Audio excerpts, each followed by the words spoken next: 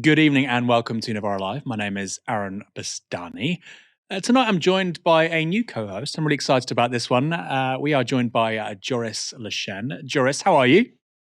I'm really well. Very excited about tonight. Tell us a little bit about yourself. You know, I think probably most people watching this, if they're familiar with you, it's probably from your Instagram account, isn't it? Yes, Instagram or TikTok, but more likely Instagram recently, yes. So I'm a trainer on anti-racism, bias, and privilege, and my content on social media uses that body of knowledge and my lived experience to focus on the marginalized experience, whichever they might be, whether they are mine or that of other people. And so I do social commentary from that perspective of the marginalized experience, and I try to bring a decolonial perspective to the world that is around us. Super interesting. I'm showing my age by saying Instagram, not TikTok, of course, you know. Novara is on TikTok. I'm not very good on it. And if you don't already, please follow Joris on Instagram. Superb account. I always learn a lot whenever he posts.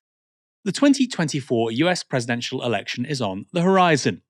And before that takes place, the Republican Party must choose its candidate to take on President Joe Biden this November. The first primary to make that choice took place last night in Iowa. And, as was widely expected, former President Donald Trump was triumphant. And he didn't win by a narrow margin either, but decisively. He took 51% of the vote, over half, the largest margin of victory in Iowa in Republican caucus history. By the way, the previous record was 41%, so he smashed that. Ron DeSantis came a distant second, with Nikki Haley close behind. Vivek Ramaswamy trailed far below in fourth place. This was Trump after that victory. To all of the people standing behind me and all of the people in this room and so many great politicians and great dignitaries and friends, I just want to thank you all. This is a very special night. And this is the first, because the big night is going to be in November when we take back our country, and truly, we do make our country great again. Thank you very much, everybody. Great honor. Thank you very much. Thank you. A rare understatement there from Donald Trump. Florida Governor Ron DeSantis spoke to his supporters after securing his second place in the race. We love you too. They threw everything but the kitchen sink at us. They spent almost $50 million attacking us. No one's faced that much all the way just through Iowa. The media was against us. They were writing our obituary months ago. They even called the election before people even got a chance to vote. But they were just so excited about the fact that they were predicting that we wouldn't be able to get our ticket punched here out of Iowa. But I can tell you, because of your support, in spite of all of that they threw at us, everyone against us, we've got our ticket punched out of Iowa. Unclear what that means, ticket punch, given Trump beat him by more than 30%. Anyway, Trump and DeSantis will now head to the next primary in New Hampshire. Joining them will be former UN Ambassador Nikki Haley, who said this following last night's events. I can safely say tonight, Iowa made this Republican primary a two-person race.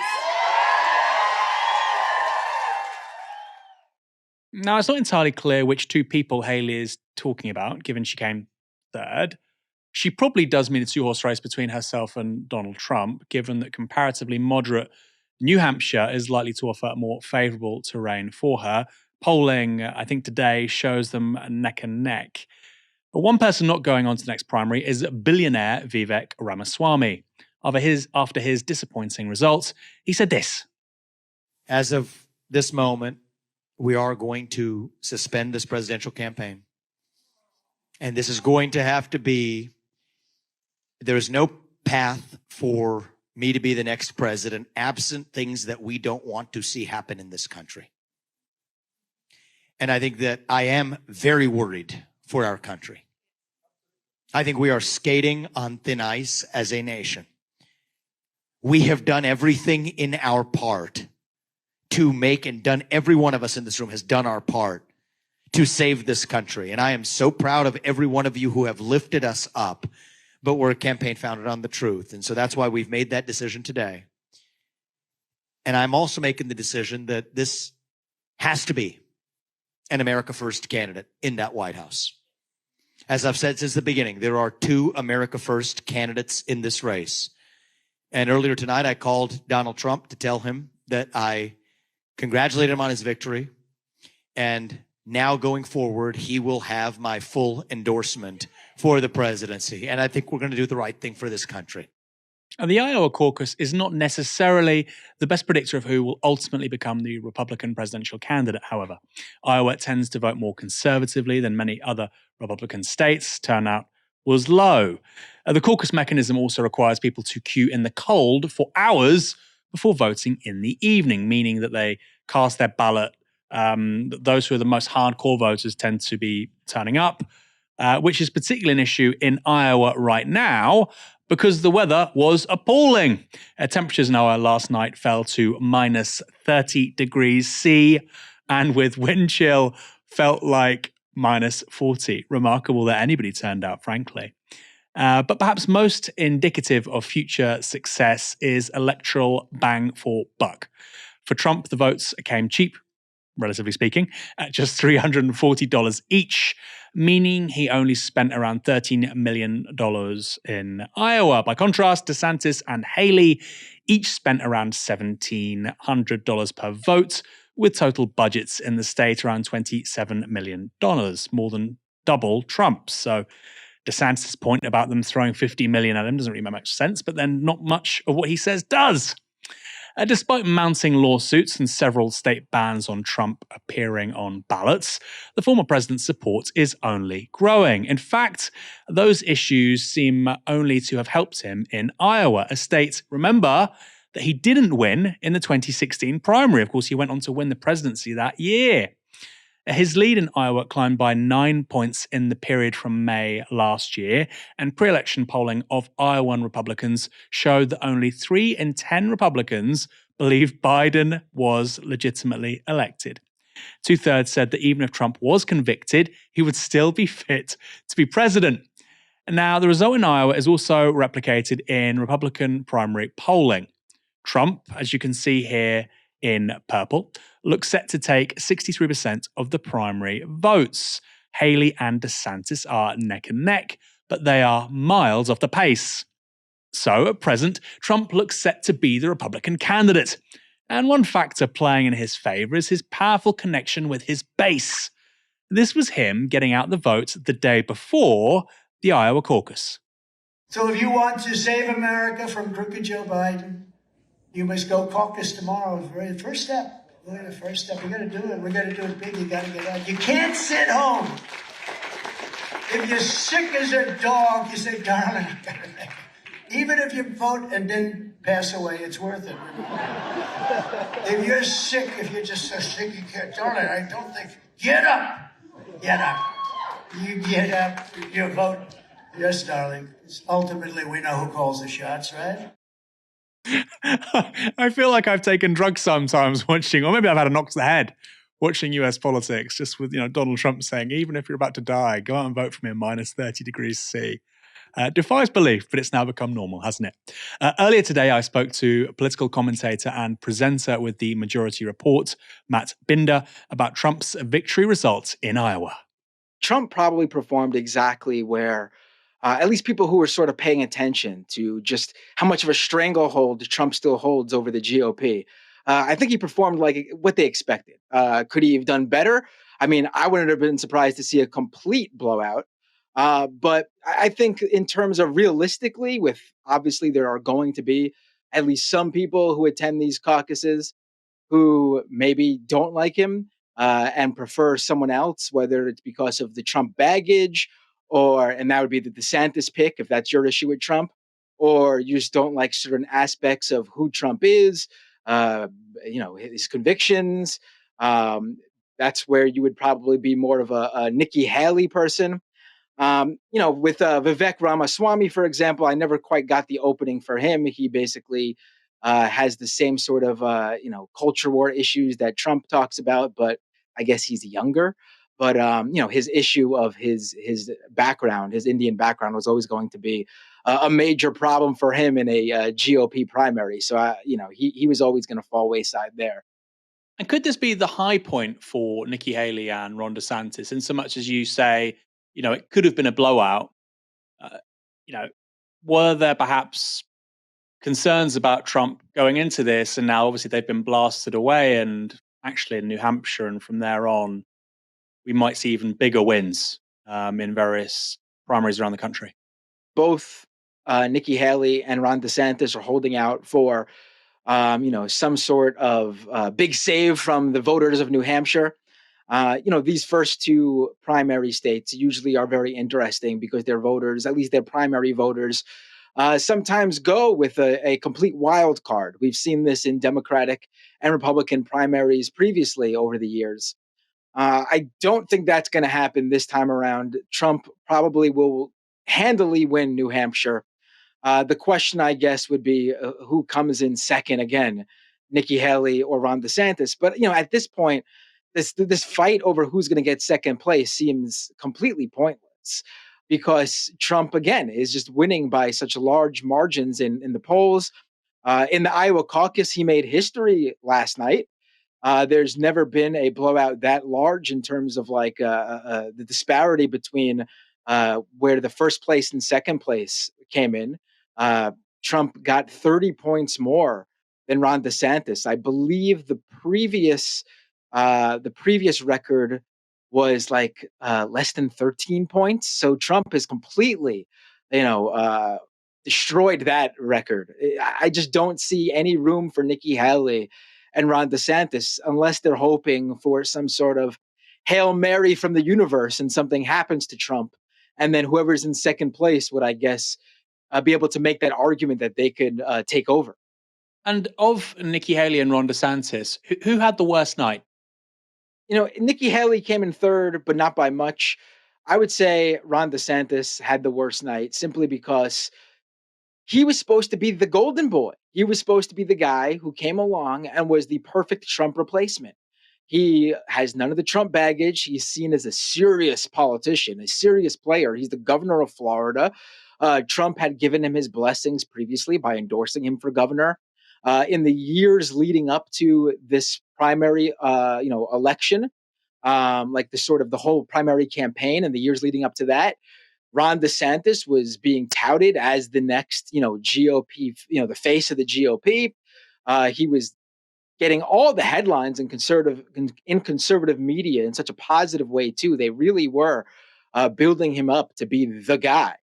And all it took was for Trump to say, "No, I'm running again," and they pushed him aside real quick. And he tried to make the case, but his campaign at every single step and turn, every facet of his campaign, you can argue, has been an absolute failure. So he's not even able to argue from that standpoint that you might prefer Trump, but I have the better campaign.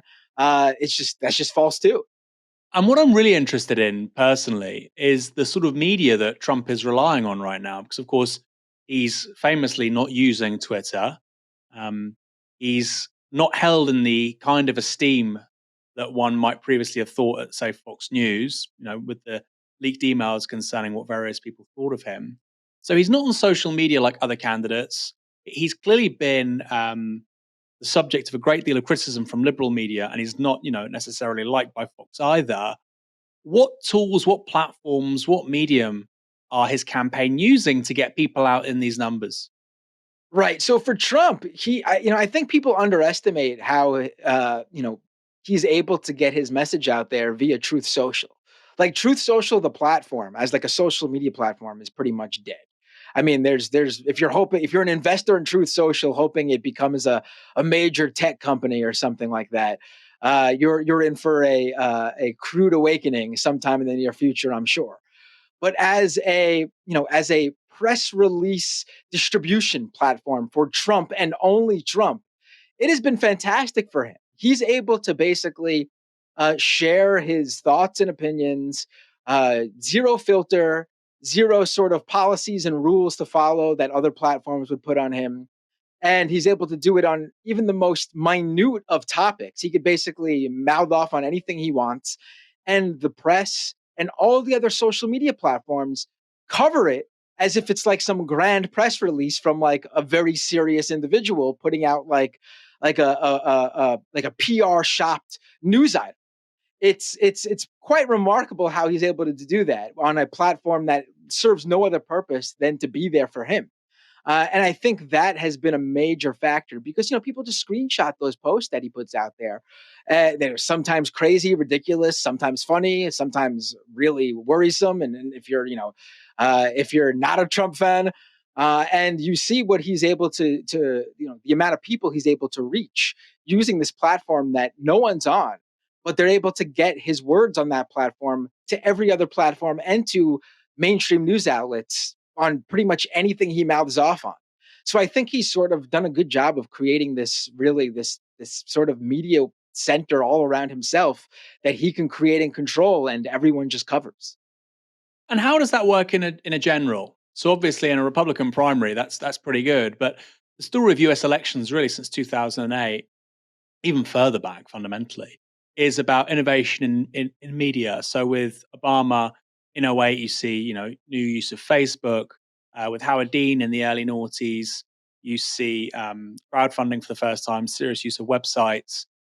And I guess the question is the big innovation in the general, should Trump be the Republican candidate? Is it going to be Truth Social? And is that really good enough to take on the power, the might of East Coast broadcast media, some of the big newspapers in the United States, like the New York Times, a massive media organization? Or will there have to be other kinds of innovation for Trump to stand a chance? I'm thinking Telegram, WhatsApp. In terms of innovations by Trump supporters, is there anything new? If you've been watching those Republican debates, and I'm sure if you look at the ratings, they've petered off as they've gone on. You would notice that, like, even though he wasn't there, it was quite obvious that Trump was like hanging over like his ghost. The specter was haunting the Republican primaries, and that was Trump. This idea that you would have these primary debates and he wouldn't be there, the front runner wouldn't be there, became sort of like so obviously the news story, because the debates just weren't any good or relevant without him there for these primary candidates to sort of get at. And that's what he was sort of smart. He's the former president. He's the front runner by far. The only thing he had to gain, well, he had nothing to gain, I should say, from attending these primary debates. He only had something to lose. He wasn't getting any more approval rating from the Republicans. It's already as high. It's already sky high. It's high as it could possibly be. So if one of these candidates got something off on him, if they one upped him in a topic or something, he only had something to lose. So he was smart by playing that game, and he still, by just doing these rallies, would get the mainstream media covering him, like as we saw back in 2016 when he won, and in 2020. Although 2020 was obviously a much different race due to the COVID pandemic, but we saw that Trump is a guy that the mainstream media is willing to give attention to no matter what, but without properly covering him in return. Like, he is a ratings machine because he's so off the wall and ridiculous, and to like sort of the average voter, someone who's not paying fully attention to politics. By this time, if you're watching politics, his shtick is old, and you realize what dangerous rhetoric it is that he's saying. But most Americans, most people in general, just don't pay attention to politics in that way. So, when he says something off the wall to most people, it will get the headlines in the media. And that's what he's been relying on for the past, 8 years now. He gets coverage no matter what he does. And it's never fair coverage either, because he can say something like, I'll be a dictator, and the media will cover it as like, oh, that silly Donald Trump, without getting across to the broader public that, no, this guy is actually, this is who he is. He's not just like saying something as like, you're this loony Donald Trump that you might know from The Apprentice. This is what we've seen he's capable of doing. Just look at things like what he was able to get out of his followers, the fervor he caused on January 6, 2021. So, Trump will continue to play the media, and the media will continue to fall for it, and they'll continue to cover him. And in return, we won't even get good coverage.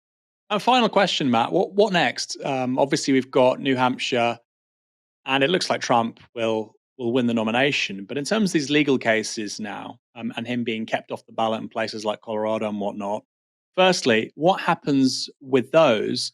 Secondly, if he is on the ballot regardless, do you think the Democrats would still stand Joe Biden? Any sort of hope that the Democrats are going to put someone out there other than Joe Biden is just wishful thinking. It's not going to happen. I can't think of a modern presidential election where the party removed, the sitting president, the incumbent, and ran with someone else. It would be, I think it would be, for all of Biden's failings, I think it would be bad for them to do it that way as well, simply because the vast majority of faithful Democratic, the Democratic base, the ones that they can rely on, the ones that they know will be there, would probably be upset with how that would go with them just removing Biden and going with someone else, and then they'd have to worry on winning those people over, and they have enough to worry about with Biden, so they won't be going with that. Now with Trump, I think the Supreme Court's going to come in and save him on any of those states that removed him from the ballot. A number of those states too were just for the courts in those states basically just had ruled on Trump being off of the primary ballot. And so the general election ballot was going to be a whole nother case. But by the time that comes around, the Supreme Court will have made their ruling. And, we have a conservative Supreme Court now, thanks to Donald Trump. And they're certainly going to rule in his favor. I think we're going to see a Trump versus Biden general election matchup, in November 2024. And none of Donald Trump's, convictions or anything like that are going to play a role other than, will it play a role in the mind of each particular voter when they go to cast their vote? There'll be people who may not vote for Trump because of it. There'll be people who may vote for Trump because of that. We'll just have to see. I think it's going to be, as of right now, I think if you wanted to be either Trump or Biden in terms of who's sitting prettier, I would say, unfortunately, Trump's looking better right now in terms of how they're doing in the polls and how the American voting public is looking at them. It's crazy to see, but that's where we are. And unfortunately for the Democrats, they've got no one to thank, to blame, I should say, but themselves and Joe Biden's position on a number of issues that have alienated the Democratic base in areas that he needs to win, like Michigan. Thanks to Matt Binder for joining us. Really striking how quickly we move from Trump has no chance, it's not possible, he's going to jail, to, he's almost certainly going to win the nomination, and he looks like the favorite to be the next president. Long way to go, but it is really extraordinary. Now, I've always suspected the people running Britain's privately operated train companies were laughing at us. With a first-class ticket on the privatisation gravy train, it's not difficult to imagine they get subsidies while running a business. The Tory government gives money and political backing when workers go on strike. And during COVID, it's a political priority that they don't lose any money.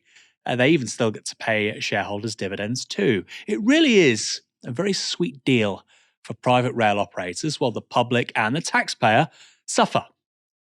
But now we literally know they are laughing and making jokes about, quote, free money from the taxpayer. How do we know that? Well, because of an extraordinary scoop by my colleague here at Novara Media, Polly Smythe. She authored this brilliant exclusive, which you can now read over at novaramedia.com, the link to which is in the description box below. The title is Free Money. Executives at failing train company joke about making money at the taxpayer's expense. And now the company in question is Avanti West Coast, who have become a byword for poor performance and lateness. Avanti West Coast is a joint venture between UK-based First Group and Italian train operator Trenitalia, which ironically is publicly owned. In 2022, they dramatically reduced their timetable, citing staff shortages as the reason for widespread disruption. However, unions rejected that claim, instead arguing Avanti had long been operating by expecting staff to work on their rest days. In October that year, the Department of Transport handed Avanti West Coast a bonus payout of £4.1 million, and that was despite the fact that the operator was, at that point, Britain's worst for punctuality, with only 60.1% of stops by Avanti trains arriving and departing on their scheduled time. So how do we know they find all this rather funny? Well, as I've said, that scoop was broken by Polly, and she managed to get certain slides for a demonstration that was intended for company management. Her article details what it said. The slides mockingly described how Avanti West Coast is given performance-based bonuses by the Treasury for achieving a less than perfect service. A slide entitled Roll Up, Get Your Free Money Here sets out how the Treasury, via the Department of Transport, expects Avanti to, quote, provide resources to deliver high-quality levels of customer service. In return, the Treasury will support the company to deliver new assets, customer service improvement projects, and initiatives, as well as defined maintenance and third-party supplier contracts. The slide then reads, then they'll pay for it, nearly all of it. But that's not the end of the matter. By they, of course, they mean the taxpayer. Whereas previously train operating companies were fined for their failure to comply with standards, they will now be rewarded for meeting their targets. The slides tell how Avanti gets performance-related bonuses for a service that the Treasury has already paid it to provide, even if it scores 7 out of 10 for compliance. You gave a very average service, maybe even substandard. Here, have a bonus. That's right, a company is paid to do something and then gets paid again for doing it. How is that a bonus? It's like being late to work 3 days a week and still getting a bonus for punctuality. In reality, your basic pay is higher. You're not getting anything related to your performance. Now, specifically with regards to those claims in that article, here are these slides in question. As you can see, all managers call. There's the date. Roll up, get your free money. This is a private enterprise talking about taxpayer funds. It reads like something a dodgy lawyer would be saying in a no-win, no-fee TV advert. But instead, these are the people destroying our country's infrastructure while we foot the bill. Speaking to Novara Media, RMT General Secretary Mick Lynch said this: Avanti is one of the worst rail companies in terms of performance and how it treats rail staff. For senior management to produce a PowerPoint slide bragging about the government paying them public money is a disgrace. The government has the mandate over Avanti and should never have given them a long-term 9-year contract award. The fact that the company feels emboldened to boast that they get, quote, free money is down to the ridiculous system of rail ownership in this country. Ultimately, profit-driven companies who receive huge public subsidies have failed to deliver for railway workers and passengers alike, and that's why we need public ownership of the entire network. This is an absolutely extraordinary story. You know, how many times we heard over the last year, sorry, we've got to close ticket offices, there's no money. Sorry, the number of people taking trains post-COVID is not the same as it was before. You have the private executives of these companies saying, there's free money, laughing. They're in hysterics with their exclamation marks. I suspect there's even some emojis somewhere else, though we haven't got any evidence of that. Joris, you're originally from France, but now live in the UK. How do the two rail systems compare? Well, so the French rail system, SNCF, is still publicly owned, not for lack of trying. The successive governments, both left-wing and right-wing, have tried to privatize it for the past decades.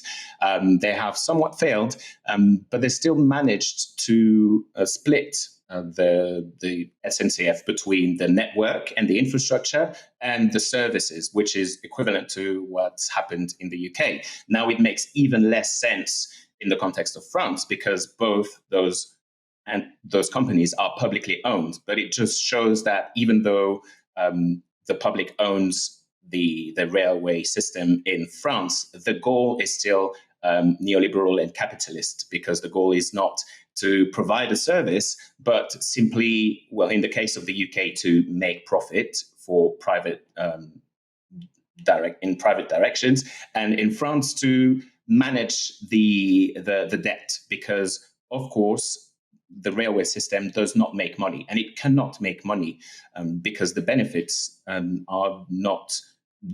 You cannot make money through selling tickets. That will never cover the cost of infrastructure and development. With the economic benefits, they're always through benefits to the land, to the communities, and to the economic growth that results in that. And that is never going to be captured by the railway system and network. So we see here that the goal is, even though France has a publicly owned railway system, they have a lot in common in the sense that they are not serving the people. They are not for the people. And ironically, from a neoliberal perspective, the UK railway network is working exactly as intended, because it funnels money into the shareholders and the managers. So it does what it's supposed to do. Whereas the French system, even though the service is much better, the infrastructure is considerably better, not perfect, but much better.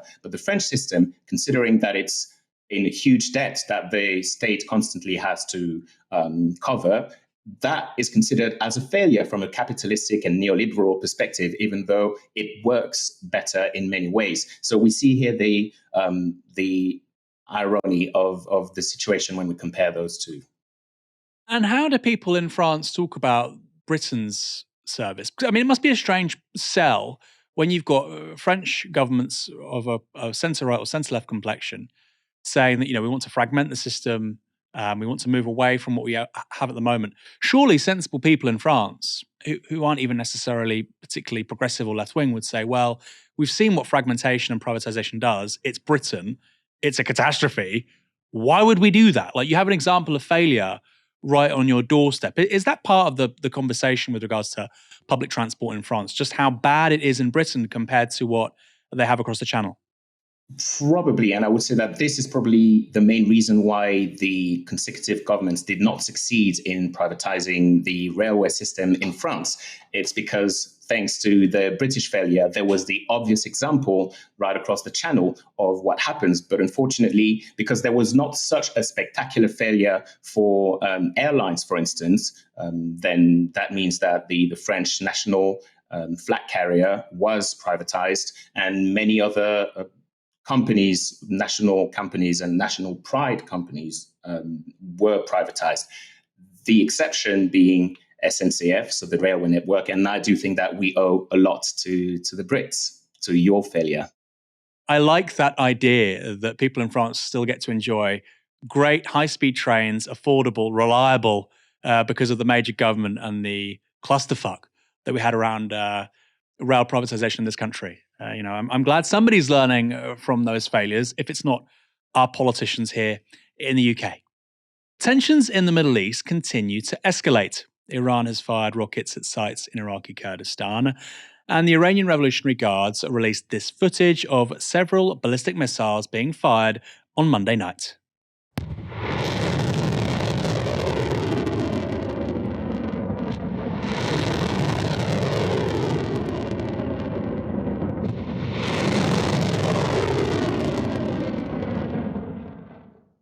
Those missiles hit a residential suburb of Erbil, a city in the semi-autonomous Kurdistan region of Iraq. The Revolutionary Guards say they destroyed, quote, one of the main headquarters of Israel's spy agency Mossad in Iraq's Kurdistan region. The attack, they say, was in response to, quote, the recent evil acts of the Zionist regime in martyring Revolutionary Guards and resistance commanders. That's a reference to the killing of several Revolutionary Guards, reportedly by Israel, in Syria in recent weeks. But the Kurdistan Region Security Council quickly rejected Iran's claims, calling it, quote, an unfounded pretext. Israel has not commented on the attack. The strike in Erbil killed 4 civilians, including an 11-month-old baby. Also killed was Peshwa Desai, a multi-millionaire real estate developer in the region, and a further 6 civilians were injured. The missiles in Erbil also struck very close to the US consulate, and 3 armed drones were later shot down over Erbil Airport. The US military has forces stationed there, part of an international coalition fighting ISIS. In response to the attack, US State Department spokesperson Matthew Miller said this: "We strongly condemn Iran's attacks in Erbil and offer condolences to the families of the victims. We oppose Iran's reckless missile strikes and support the governments of Iraq and the Kurdistan regional government's efforts to meet the aspirations of the Iraqi people." Interesting that they support the Iraqi government, given the same Iraqi government asked the US to withdraw from their country a few years ago. But there we are. Iran has tried to draw a connection between the Erbil attack and Israel's war against Gaza, though the veracity of those claims has no evidence. Also today, the US announced that it has seized a cache of Iranian weapons bound for Yemen's Houthi militias. The operation was carried out by Navy SEALs last Thursday and involved the nighttime boarding of a boat off the Somali coast. The US Central Command reports that they seized propulsion, guidance, and warheads for medium-range ballistic missiles and anti-ship cruise missiles. The US operation was not without cost, possibly in lives, and the US has now confirmed that 2 Navy SEALs were lost during the mission. According to a Pentagon official, one fell into the sea while boarding the boat, and the second dived in after him. The US Navy is continuing to search for both individuals. If they're not found, they will be the first known US service personnel to have died in the current operation to stop the Houthis from blocking shipping traffic through the Red Sea. The Houthis say they will continue to attack ships until Israel withdraws from Gaza, where more than 23,000 people have been killed since October. On Tuesday, Houthis struck yet another vessel in the Red Sea, hitting a Greek-owned cargo ship as it passed the Yemeni coast. There's been one more interaction between the US and Iran in recent days. Last week, Iran seized a ship from the US. In an operation involving the country's Revolutionary Guard, Iran took back a tanker carrying Iraqi crude oil to Turkey after it was seized by the US last year. The action took place in the Gulf of Oman. The US took the ship last year after it was found to be carrying Iranian oil in violation of sanctions against the country. Now, it increasingly feels like a regional war is highly possible, but we aren't really thinking about the costs of that here at home. This is all a lot to take in, I know, and all too rarely the media actually tell you what's going on, so let me just identify some of the facts. We've had more than 35 attacks in the Red Sea by Houthis. We've had more than 100 attacks by Iranian-backed Iraqi militias against US service personnel in both Iraq and Syria. And now we have the Iranians striking targets in Iraq and seizing vessels in the Straits of Hormuz. This is, if not a regional war, most certainly a region at war. But what does this mean for you? Or what does it mean for me? What does it mean for those of us here in the West? Well, around 30% plus of globally traded oil passes through the Red Sea and the Strait of Hormuz. If those are, for whatever reason, closed down, we will see a massive increase in energy prices. And of course, it's not just oil that passes through this part of the world.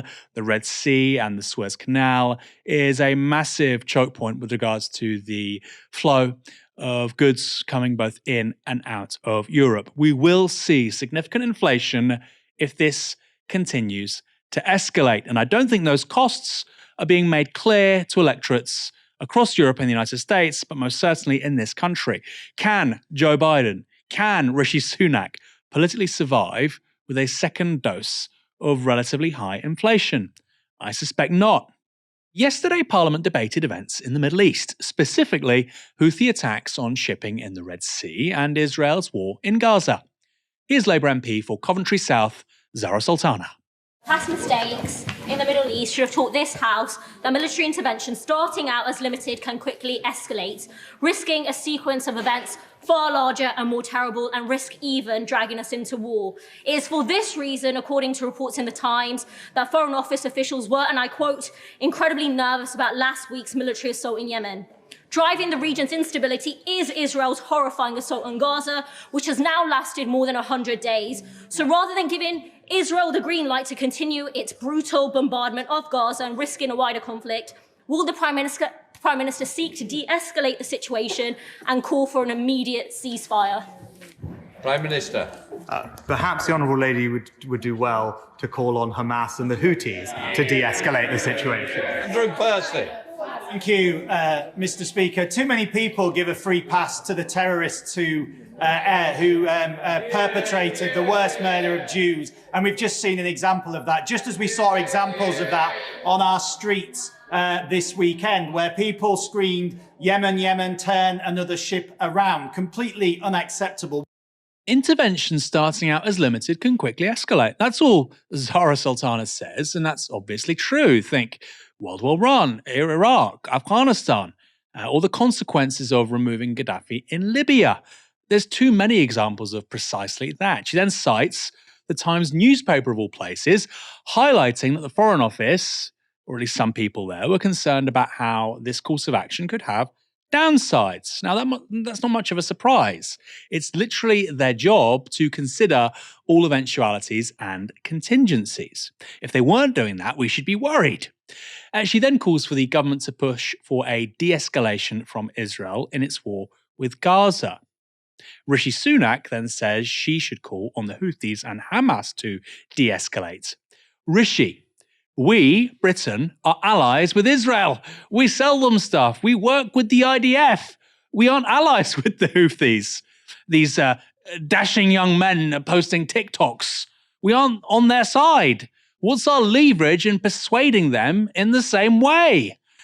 Can you imagine? Houthi HQ, sorry lads, it's over. Zarah Sultana has condemned us in Parliament. And meanwhile, we do actually have influence with Israel. But it's the claim of Andrew Percy that is particularly extraordinary here. In response to Zarah Sultana citing, as I've said already, the Times newspaper, he claims she's giving a free pass to terrorists. How? Where? She simply called for a thoughtful approach, as a conflict can quickly escalate, repeating things that others in the Foreign and Commonwealth Office have said. She then calls on the government to de-escalate things in Gaza, which in a strange way is sort of meant to be the Tory policy anyway. They're not calling for a ceasefire, but they want things to de-escalate. They certainly don't want things to get any hotter. So how is Zarah Sultana quoting the Times, agreeing with Foreign Office officials, and in a broad way repeating government policy, giving a free pass to Hamas? What an utterly stupid thing to say. Zarah Sultana later replied with this point of order. In the previous statement, the member for Brigg and Goole implied that I had just, and I quote, given a free pass to the terrorists who carried out the October the 7th attack. Mr. Deputy Speaker, that claim is grotesquely untrue. My question to the Prime Minister in no way had that implication. I was calling for a de-escalation in the region and for an immediate ceasefire, and his accusation is absolutely untrue. In this House and elsewhere, I have repeatedly condemned the actions of Hamas and called for the release of all hostages. Moreover, the member's gross accusation is playing to a racist trope, implying that because I am a Muslim, I support Hamas. So with rising Islamophobia and racist tropes asking British Muslims to prove their loyalty, can I ask you for guidance on how to get a full retraction and apology from the member for Brigg and Goole? Further to that point of order, Andrew Percy. As loath as I am to engage in this silliness, let me be absolutely clear. Let me be absolutely clear to the Honourable Lady. Not only did I not reference her, I have on numerous, if she would let me, if she'd listen to the response, on numerous occasions I have said too many people have failed to call out what I think is unacceptable. I've said that before. I'm not going to stop saying that I think people have given a free pass on occasions to behaviour and have not dealt with this with a fair hand. That is an open point of debate. I have called people out on my own side for that. If she could sit here and listen to me, it has absolutely nothing to do with the thing. But I don't want to engage in this silliness. So I will say to the Honourable Lady, I have absolutely no intention of inferring at all that she is in any... Let me respond, that she is in any way in support of any of that. I'm sure she isn't. I never said that. I would never say that. But I'm also, Mr. Deputy Speaker, not going to not say what I think on issues in this House and call out what I think is on this issue. Too many people in this place giving a free pass to one side whilst not acknowledging the horrors that the other side suffered. I would never engage in this silliness. You started the silliness. I would never say that. You did say that. I wouldn't infer that. Mr. Percy, it wasn't an inference. You were literally jabbing your finger at her. You were pointing at her. That's not the inference. There's no inference. You were pointing at her. Joris, this was an extraordinary interaction for so many reasons, wasn't it? Zarah Sultana's biggest crime is to be a brown Muslim woman in circles of power and governance. And no matter what she does or say, she will always be asked to apologize for her existence in places where the system is not supposed to allow her to exist and to have any influence. So this is essentially what she's being asked to do, to apologize for existing, for being who she is. And it's interesting when you look at the Tory party that claims to be completely against identity politics. But here we see that a brown woman like Zarah Sultana's identity is what they see first. And no matter what she does, there's nothing she can do right, because her identity, her otherness will always be perceived by those people as the thing that defines her and that she has to act around. And so her proximity, her assumed proximity to Hamas or the Houthis here supersedes whatever she might have done or said. And they don't care what she said. They never cared what she said. She could have said and worded it differently, a million different ways. The result would have still been the same, because all they see and all they take into consideration is her identity. And that's the thing that they cannot stand and that they want her to apologize for constantly. How far does that go? Because, of course, there are some Muslims on Tory benches.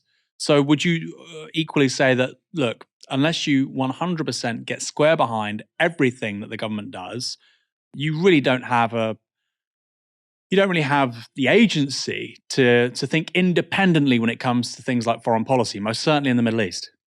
Well, that shows the incredibly efficient process of tokenizing that this government has been particularly really good at, because as long as you toe the line of the dominant group of the hegemony, then your identity is not only tolerated but celebrated or pushed forward, because you are actually acting against your community or your identity, and that they love that. This is no coincidence if there are so many people of color in this government. It's because they are the example of how identity is not actually that important in this. And even though those who claim that they hate identity politics, their entire policies and the way that they perform power is entirely built around that. The Tory government's Rwanda Bill is back in Parliament, with MPs today having the first of 2 days of debate. The bill is a response to the Supreme Court's ruling last year that said it was not legal to send asylum seekers to Rwanda, as it was not a safe country. Presumably, Rishi Sunak will take a summer holiday there next year. It allows Parliament to simply declare Rwanda safe, bypassing any legal challenge and asserting the sovereignty of Parliament. A number of amendments have been brought by right-wing Tory rebels tonight, all of which have failed. But what was interesting is that around 60 Tory rebels voted for them. The rebels want the bill to be far more punitive, arguing it doesn't go nearly far enough when it comes to breaking international law. Specifically, they say it should allow Britain to dismiss the European Convention on Human Rights when it comes to asylum policy, and that asylum seekers should have limited rights of appeal. Robert Jenrick is one of those rebels who tabled an amendment tonight. He resigned as immigration minister over what he saw as the weakness of the bill. Here's what he said in Parliament today. The current bill doesn't work. And the test of whether it works is not can we get a few symbolic flights off in the months ahead with a small number of illegal migrants on them. The test is can we create the kind of sustainable deterrent that we set out to achieve. The sustainable deterrent that my right honourable friend, the member for Whittam, set out to achieve when she secured this groundbreaking deal with Rwanda. The kind of deterrent that protects not just this country for generations to come from the scourge of illegal migration, but the whole continent of Europe. Because I can tell all honourable and right honourable members having spoken to almost every interior minister and immigration minister, not just in Europe, but in Egypt, in Tunisia, in Morocco, in Turkey, they all ask, when are you getting this policy up and running? Will it work? And they want it to work because they know if we can create a sustainable deterrent, we will stop people coming, we will secure Europe's borders, we will save lives. And in an age of mass migration, this is one of the most important challenges that we have to face. Everyone asks me, you spent 300 million quid on this thing and nobody's gone to Rwanda. I bet they do, and I bet you haven't got much of an answer. On the other side of the Tory spectrum, more liberal conservatives have said the bill already goes far enough in testing the limits of international law. And they've promised to reject any bill that breaks more of the UK's human rights commitments than the current version. So the Rwanda bill is breaking out the deep cracks in the Tory party, as if they weren't bad enough. And that division is a massive headache for Rishi Sunak, threatening his leadership and making him appear weak. Earlier, two of his own officials, deputy chairs, came out in support of the rebels. This was one of them, Tory deputy chair Lee Anderson. This is him on Twitter.